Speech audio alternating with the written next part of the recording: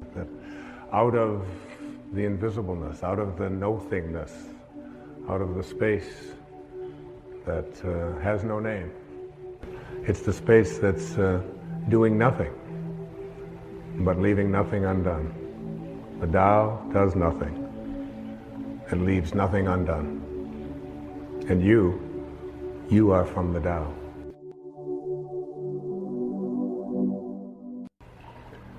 I'd like to just, for a few moments, speak about one more thought. I'd like to see you work at changing. To change the thought from notice me, to what Lao Tzu calls living in obscurity, becoming more obscure.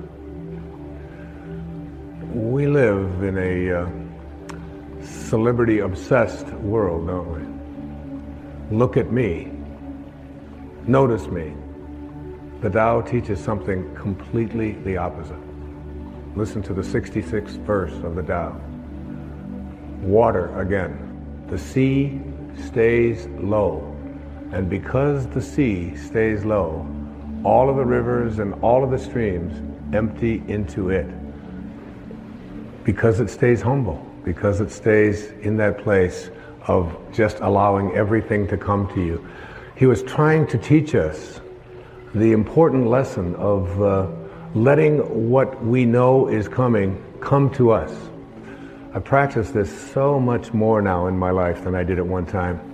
I can remember years ago, I had written a book called Your Erroneous Zones back in the 70s, and it stayed on the New York Times bestseller list for something like 27 months.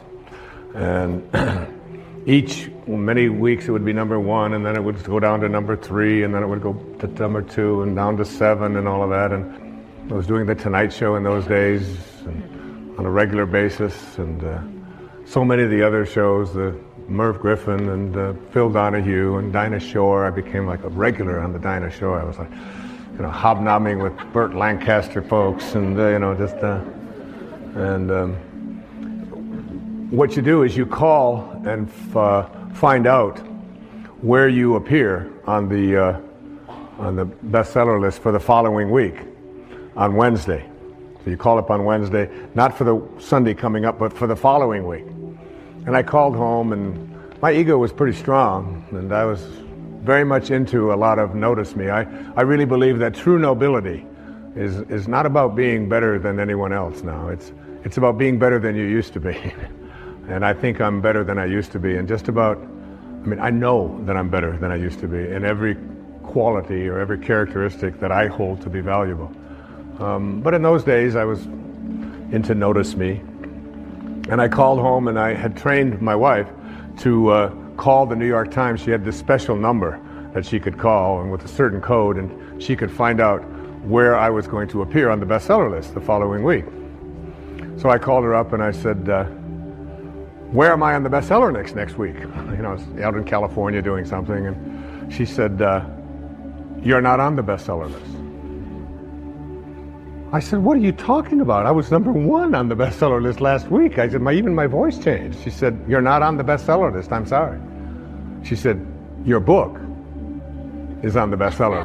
Big distinction there, isn't it? Between believing that this is me and recognizing that you can let go a little bit of that. Listen to verse 66 of the Tao. Why is the sea king of 100 streams? Because it lies below them. Humility gives it its power.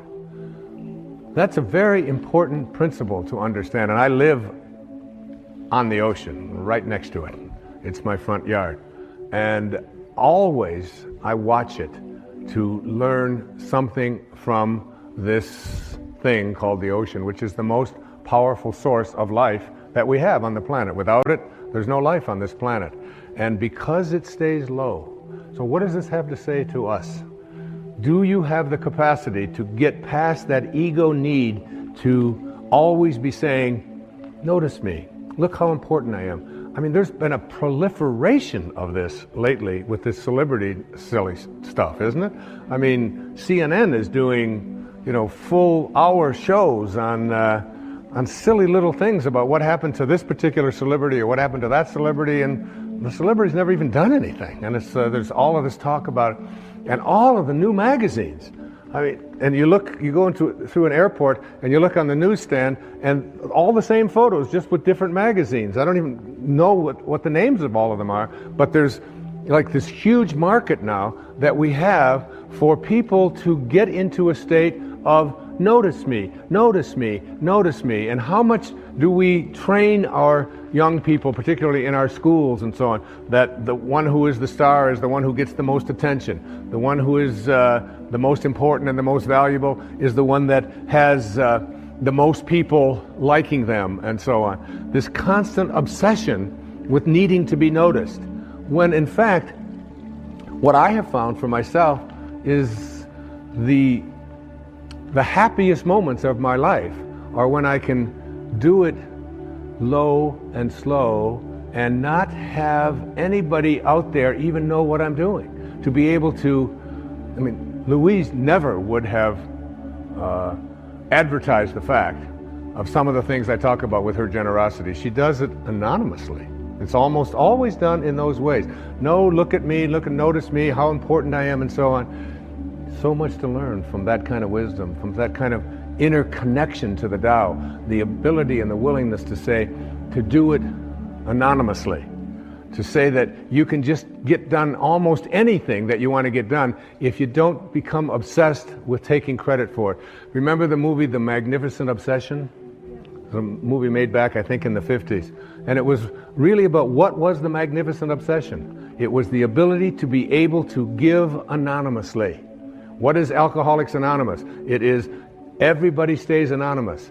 Nobody has a title. There's not even anybody in charge. There's no leaders of this. There's no president. There's no vice president. There's no organization. It's just, here's a group of people who just want to help other people whose lives are out of control. So here's a meeting place, and you come, and one day somebody will chair it, and then somebody else another day will chair it. And one of the things I found when I attend one of these meetings is that I feel you'll see so many people who are downtrodden, who feel as if their life has passed them by, who look like they don't have any teeth, they haven't shaved, they're dirty, they're God in disguise. Mother Teresa was asked the question about what she does when she was in Calcutta, and she said, every day, I see Jesus Christ in all of his distressing disguises. All of his distressing disguises. That you can see this source, you can see the Tao, you can see it when, particularly in those who are the most obscure, the most isolated from everyone else. And whenever I go to one of those meetings and I hear people get up and they tell their stories, I feel there's so much presence of the source, of God, of Spirit, of Lao Tzu, of Tao, whatever you want to call it, in one of those meetings than I've ever felt in any church. I've never felt the presence of it more. And I encourage you, any of you watching this right now, go to one of those meetings. You don't have to be an alcoholic. You don't have to. I'm not an alcoholic. I don't call myself an alcoholic. I was never out of control. I drank, but I wasn't out of control. But I still go to those meetings. I have people in my own family that have struggled with addiction, and I go with them, and I sit there and I listen to those stories, and I get shivers down my back when I think about how beautiful it is to be in the presence of people. All they want to do is help each other. There's a movie called My Name is Bill W. James Woods played it, and James Garner is in it. And his life just got totally out of control with addictions, totally out of control. And then he went to he went to one of these meetings, and he began to realize, and he said, we can actually take these people, and all we have to do is love them. All we have to do is, and he's so excited about the concept of being able to go out there and offer it. And I keep referring to Louise because she's such a hero to me. There was a time back in the 80s when our president wasn't even able to say the word AIDS, was he? I mean, he could come on. And here was this lady who, before this thing became the worldwide phenomenon that it is, was having meetings in her own house and bringing these people, these downtrodden people who had been labeled outcasts in society, and offering them a place to learn how to love each other and to care for each other. This was long before there was any celebrity status associated with trying to end this horrible crisis that our country has and our world has had. There was James Wood, so excited about the idea of we can create a place where we're anonymous. Nobody has to know anything about us. We don't have to say our names. We don't have to say anything. We just have to come there and we can help each other. And before that happened, everybody who got out of control with addictions, particularly with alcohol, would die. There was no cure. There was no cure. And where did they find their cure? They found it in being anonymous. They found it in being obscure. They found it in having no organization. They found it in having no elected representative. They found it in having no rules. There are no rules. You just come and we care. If you've been 1 day or 1 hour sober, or even if you're drunk, you come. We care about you. And you are not that alcohol. Who you are is this divine soul. In the 36th verse of the Tao Te Ching, it says, "The gentle outlast the strong. The obscure outlast the obvious." Try to become a little more obscure, a little less interfering, a little less notice me, a little less, one of the specific kinds of things that you can do is just as you're about, when somebody else is talking, just as you're about to interject what you've been thinking about for the whole time, waiting for them to stop talking, just stop, to bite your tongue and say, "Tell me more." Or, "That's very interesting. I have never heard that point of view before." Even if they totally, completely disagree with everything that you stand for, to be willing to listen, to be able to stop. Practice it. I practiced it when I did these verses of the Tao. I practiced it every single day while I was working on that. Just staying obscure. And for me, that's not always so easy because of just being recognized wherever I go. And if I saw someone who was about to recognize me, I would just put my head down. I would just walk a little bit past them like something. Right now, I just want to be anonymous. Right now, I want to be obscure. The Tao says, storms always end. Verse 23, fierce winds don't blow all morning. A downpour of rain doesn't last all day. Who does this? Heaven and earth. You're already connected to everything you want or need. It will come to you at the exact perfect time, as the rivers and the streams come to the ocean at the perfect time and place. You gotta trust.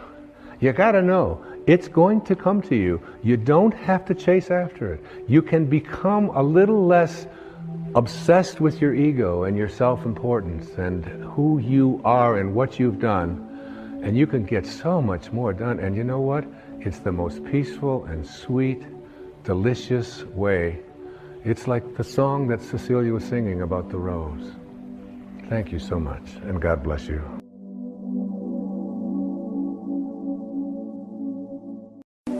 There really are two selves within each and every one of us.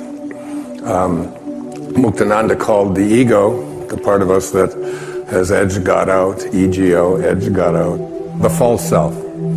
And the false self is this part of us that is not authentic. It is the ego. This false self is the part of us that is always trying to win, trying to own things, trying to prove itself. We send our kids off to school and we tell them, be ahead of everybody else, win no matter what, and so on. And they have a tendency to believe that who they are these bodies, even though the body they're in is going to change and you'll never be able to find it again. And then there's within each and every one of us a higher self. And this higher self is really the soul, it's really the spirit, it's really God. But these two selves are sort of constantly they're not at war so much with each other, but there's there's this battleground that we have within us. I'll give you an example of it in my own life. Somebody on the internet, a guy named Watkins, has put out a list, because there's lists for everything. The 100 most spiritually influential people alive. And they put out this list, 100 people. And they rank from number 1 to 100. And I'm on the list. Not only am I on the list, but I am, according to this list, and they've got all this criteria of how you get on this list, I am the 3rd most spiritually influential person alive. So the spiritual part of myself, my soul, the higher place within myself, says to me, this is not relevant. You're not any better than anybody else just because somebody has put you on a list. In fact, you shouldn't even know about that list.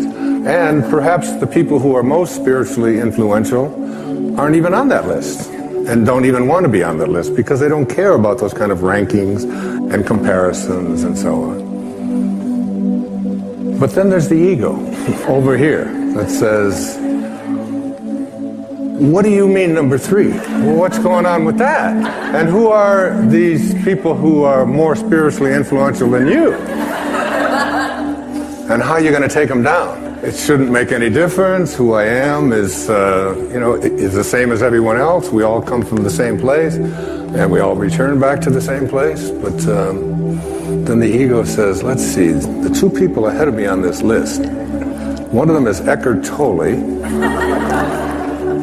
but he had Oprah, and he got on there every week, and that's not fair. And then there's the Dalai Lama, and I figure Eckhart and I maybe can get together and take the Dalai Lama out of this thing. Or maybe I should align with the Dalai Lama, and anyway, the ego is doing this number on us. But there's also the part of us that is divine. And this is the place that I'm addressing here in this program. There's a quote from Joel Goldsmith. Joel wrote so many great books. A Parenthesis in Eternity was one of them. And this is what Joel said. He said, then there are those who reach a stage in which they realize the futility of this constant striving and struggling for the things that perish. Things which, after they are obtained, prove to be shadows. It is at this stage that some persons turn from this seeking for things in the outer realm to a seeking for them from God. And that's who you tuned into today on this program. I have left this pursuing things and money and fame and winning and being better than others. It's taken me a while, but it has been a powerful journey. As a matter of fact, I had said to my ex-wife, I said, can you imagine? Did you ever in your wildest dreams, could you ever have imagined that you would be married to the 3rd most spiritually influential person alive? And she said, they didn't call me when they made that list. And she said also, I don't want to upset you, dear, but you're not in my wildest dreams. All right. So moving to this higher place is really understanding that in the 2nd chapter of Wishes Fulfilled, I call it the higher self. And it gets defined very specifically by this great Bulgarian teacher. His name was Omram Mikhail Ivanov. And he was teaching what's called the initiatic sciences. And I have had his teachings show up in my life in a very powerful way. I've studied his writing. I've listened to many of his recorded lectures that took place back in the 50s and 60s and 70s. And I brought a quote of his that I'd like to share with you. Our higher self is perfect, omniscient, and almighty. a fragment of God himself, a pure, transparent, luminous quintessence.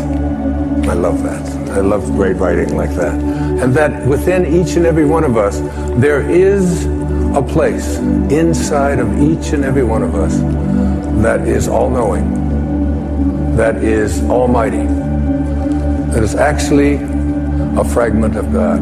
He then went on to say, the Creator has planted within every creature a fragment of himself, a spark, a spirit of the same nature of himself.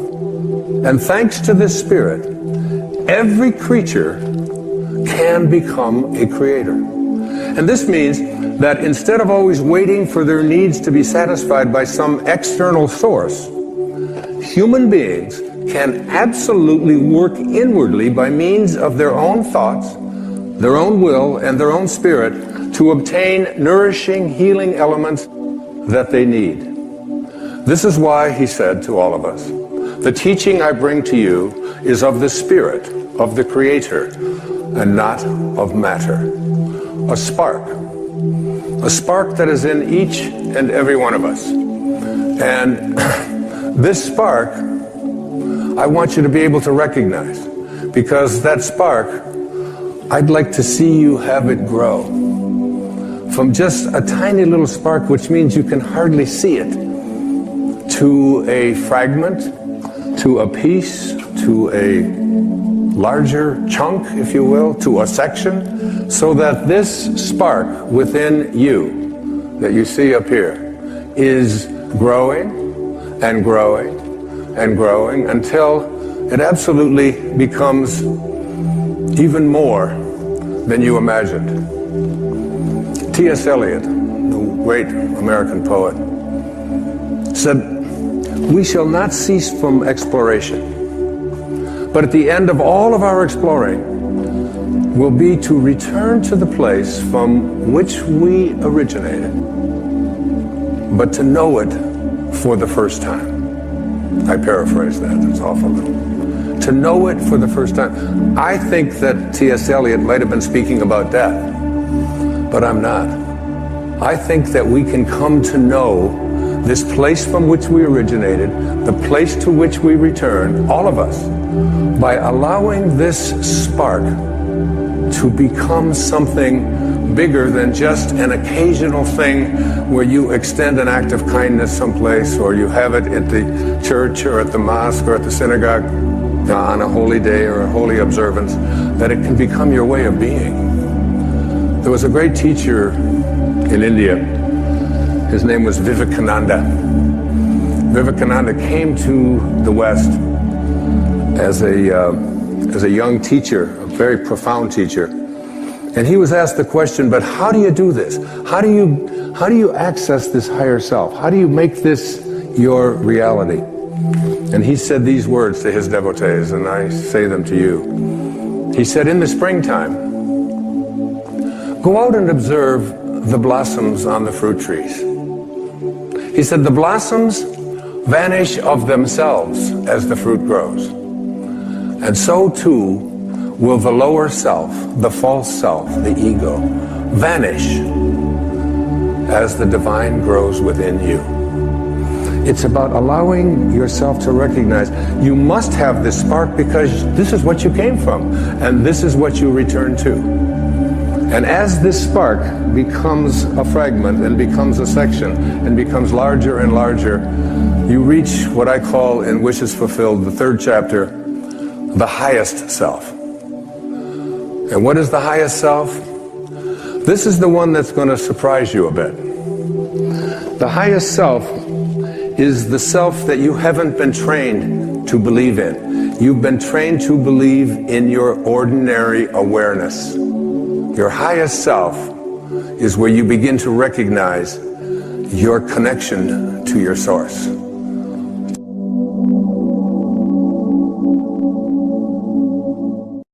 And I've come to a place in my heart where I know that it's really not so much about what you want in terms of what you manifest.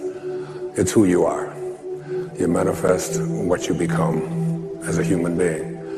And this program is about teaching you to become the highest consciousness being that you can be, to be aligned with your source, to be aligned with God. And when you are, you become a creator and a co-creator in your life.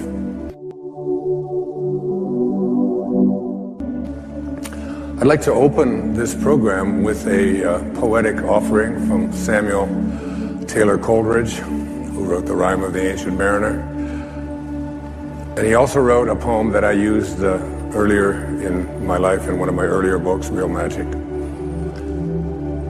Listen to the words and ask yourself if they really mean something to be true for you, if you really believe in what the poet is offering here. He says, what if you slept? And what if in your sleep you dreamed? And what if in your dream you went to heaven and there picked a strange and wonderful flower? And what if, when you awoke, you held that flower in your hand? Ah, what then? The poet asks. Do you believe that it's possible to bring something from the world of the formless, from the world of a dream, into the world of the physical? The poet was speaking metaphorically, but I am not. This is really a program about applying those words in your own reality. Most of us were raised to become ordinary. And I'm not putting down ordinary, but ordinary is just not good enough for me.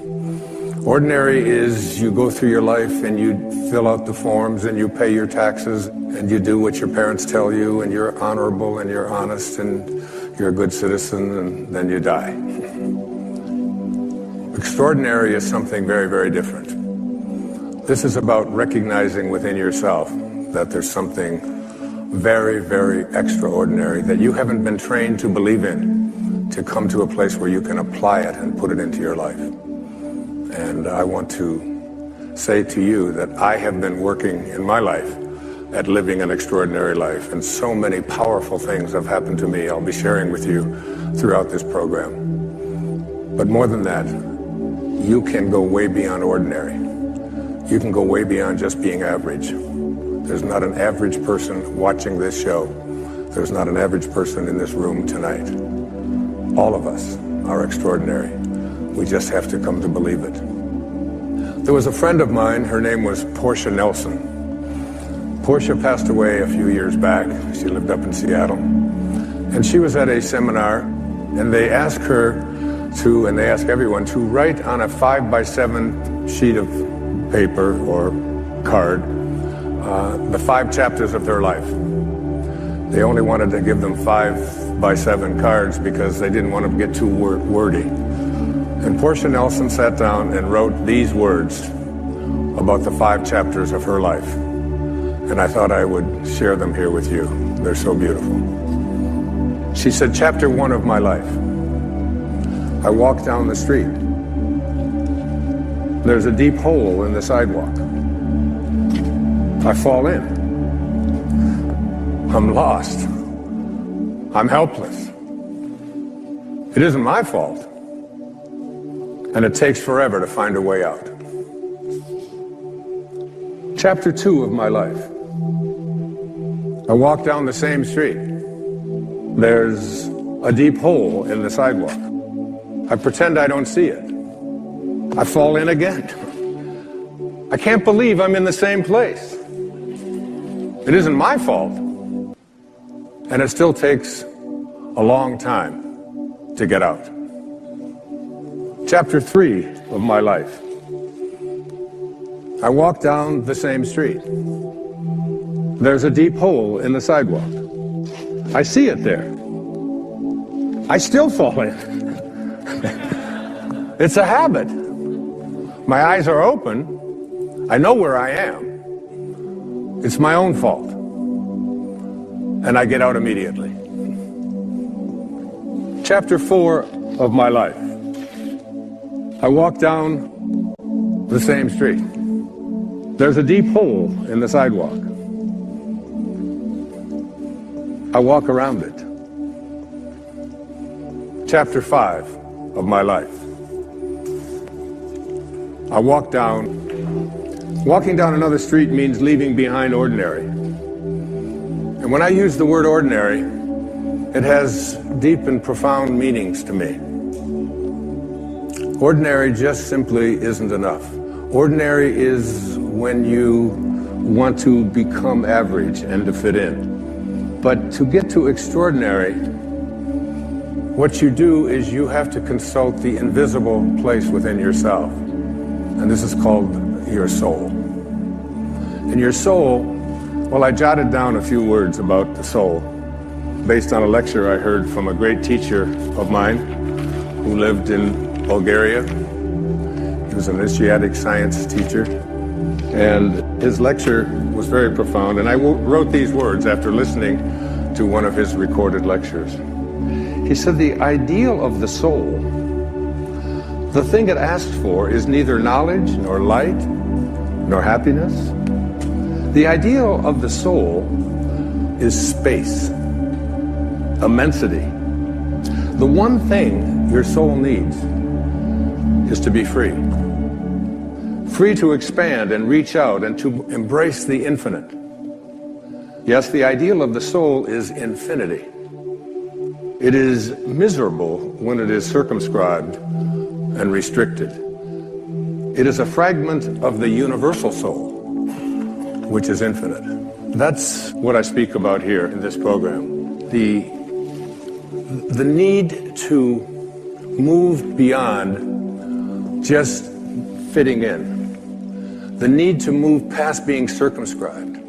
The soul does not like when you get fenced in, when it is told what to do, when it's told it has limitations, when it's told it can't become that. And so many of us go through our life with these enormous limitations that we've placed upon ourselves that have been handed to us from the time that we were little boys and little girls.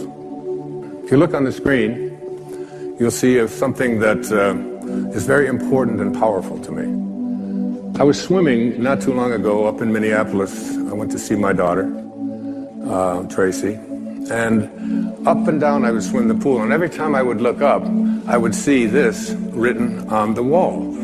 And I thought, as I was preparing to do this program, this is just so important and significant. If you would like to accomplish something, you must first expect it of yourself. And my question to you is, what do you expect of yourself? Do you expect to be able to perform miracles, to attract into your life the kind of prosperity that you are entitled to? Do you expect that you can manifest the kind of relationships that you would like? In order to be able to have these kinds of expectations for yourself, you have to make a dramatic change, a dramatic shift.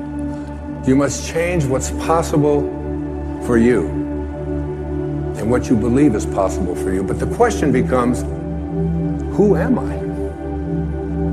I've been teaching philosophy for 40 years now, either at the high school level or junior high school level or university level, graduate school.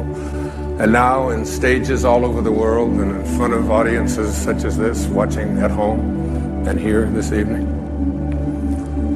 Who are you?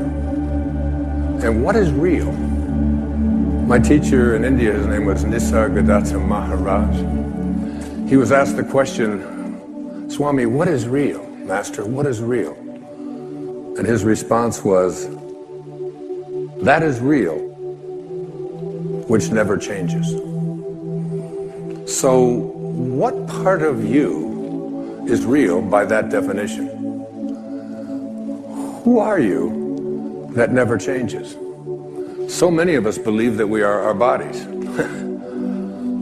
I don't know about you, but this body that I'm in right now is changing all the time, very fast, as a matter of fact. In fact, I, Wayne Dyer, the I that is I, have been in many, many bodies since I incarnated for this first time here on this planet, right here, 71 years ago.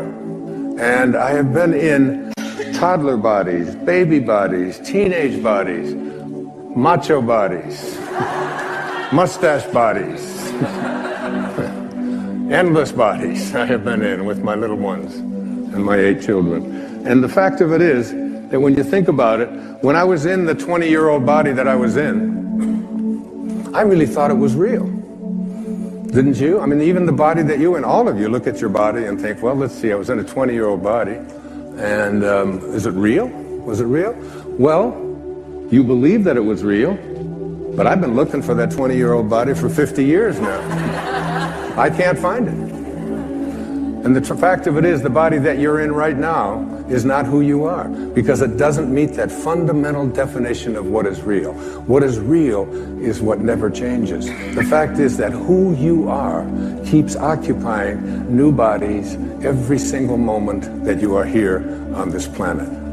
There was a great poet. Her name was Emily Dickinson. I feel like she must have been a sister, a soulmate of mine. She once had a poem. She said, holding up a handful of dust, she would reach down and say, this quiet dust was gentlemen and ladies and lads and girls, was laughter and ability and sighing and frocks and curls. This passive place, a summer's nimble mansion where bloom and bees fulfilled their oriental circuit, then ceased like these. That's who all of us are if we identify ourselves with our body. The fact is that everything in this physical universe doesn't meet the definition of what is real. Who you are is that soul that I spoke about a few moments ago. That soul that says, I want to expand. I want to be free. I want to go to a place where I understand that who I am is birthless, deathless, changeless, and live from that place. Because what this involves fundamentally is reprogramming yourself from the belief system that has been your ego. The part of us that has come to believe that who we are is what we have, and who we are is what we do, and who we are is what other people think of us, like our reputation, and who we are is separate from each other, and most egregiously, who we are is separate from God, from our source. And so we've been raised and taken out into the world and said, go out there and prove who you are by achieving, by accumulating, by getting other people to like you. I wrote a book and did a film not too long ago called The Shift. And in there I spoke about and used these words. The direction we take in life is far more important than the place that our ego parks us in this present moment. That who we are is this divine, infinite being that keeps occupying new bodies endlessly until we leave this body and then move on. And there is no beginning, there is no end, there is only now, each and every one of us. So the soul, the part of you that is extraordinary, the part of you that came into this world and knows I can be anything, I can do anything, I can accomplish anything that I place my attention on. Because if you want to accomplish something, you must first just expect it of yourself. And this means changing around the expectations that you've been conditioned to believe are your dharma or are your destiny. I am limited. I am not entitled to prosperity. I am unable to deal with my physical ailments. I need something else. I need to take pills in order to do it. I need to have somebody else do it for me. That within each and every one of us, there is this marvelous knowing that is really and truly God ourselves, each and every one of us.